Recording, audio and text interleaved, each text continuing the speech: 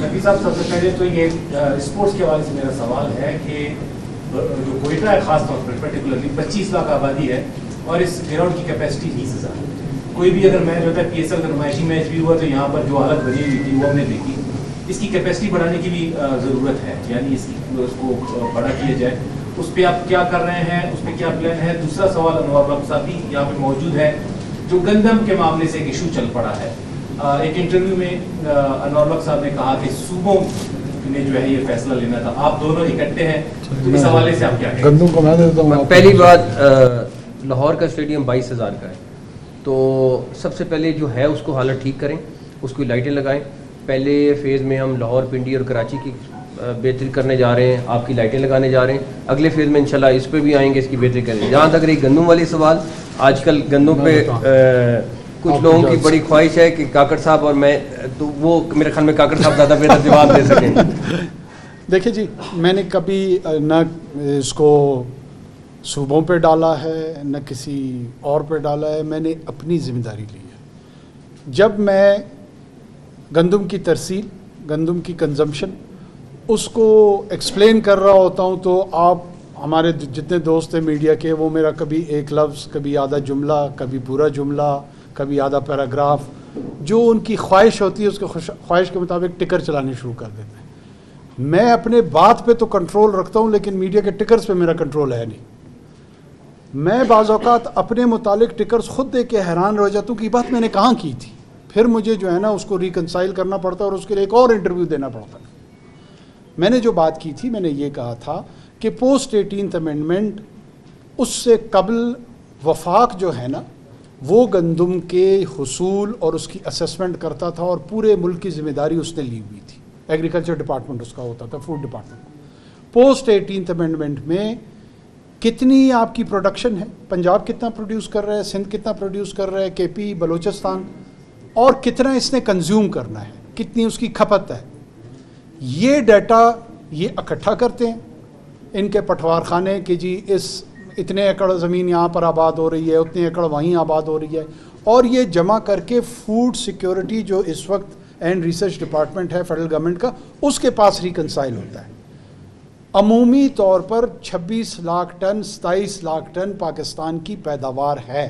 پاکستان اپنی کھپت سے 3, 3.5, 4 اوسطاً ملین میٹرک ٹن کم پیداوار کرتا ہے. یہ جو کم پیداوار ہوتی ہے اس کو ایڈریس کرنے کے لیے دو طریقے ہیں کہ یا تو حکومت خود خریداری کرے انٹرنیشنل مارکیٹ سے, گلوبل مارکیٹ سے, اور سبسیڈائز ریٹس پہ لوگوں کو دے تاکہ مارکیٹ سٹیبل رہے, یا دوسرا طریقہ یہ ہے کہ پرائیویٹ سیکٹر کو اس میں انوالو کرے اور وہ اس کو ایڈریس کرے.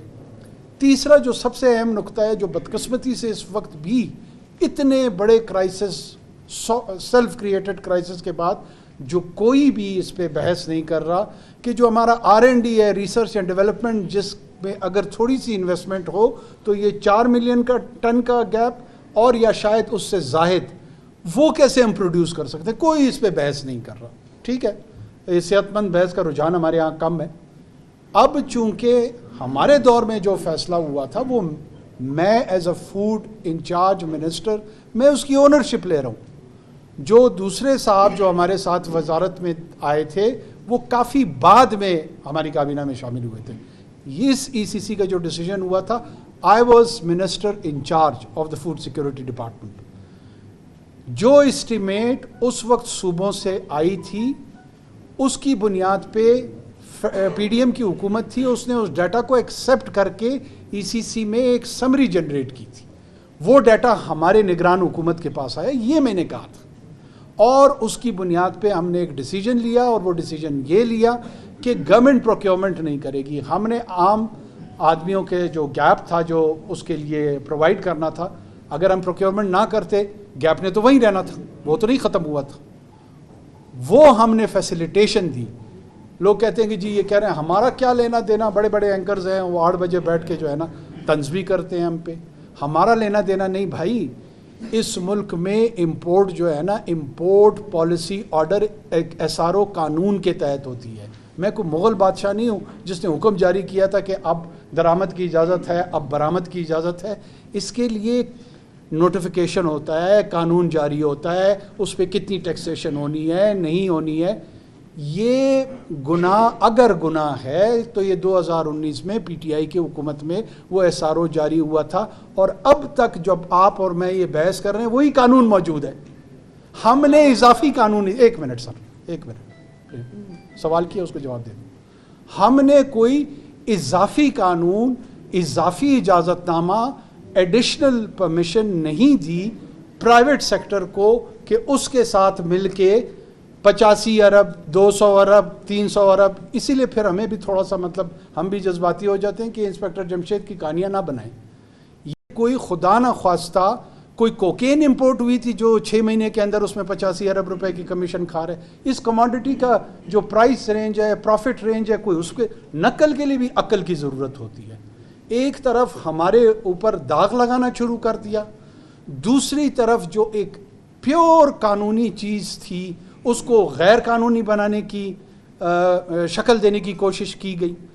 تیسری جو سب سے بڑی بدقسمتی ہے, جو صحت مند بحث ہمارے ایگریکلچرل پروڈیوس کے متعلق, ایلڈز کے متعلق, ہارویسٹ کے متعلق ہونی چاہیے تھی, اس کو قتل کر دیا گیا, کل کر دیا گیا. اور صرف ایک وچ ہنٹ اور میڈیا کمپین جو ہے نا وہ بدقسمتی سے چل رہی ہے. بحث اس موضوع کے ارد گرد کرنا نہیں چاہ رہا. یہ ہمارا المیہ اور یہ ہمارا مسئلہ. چلیں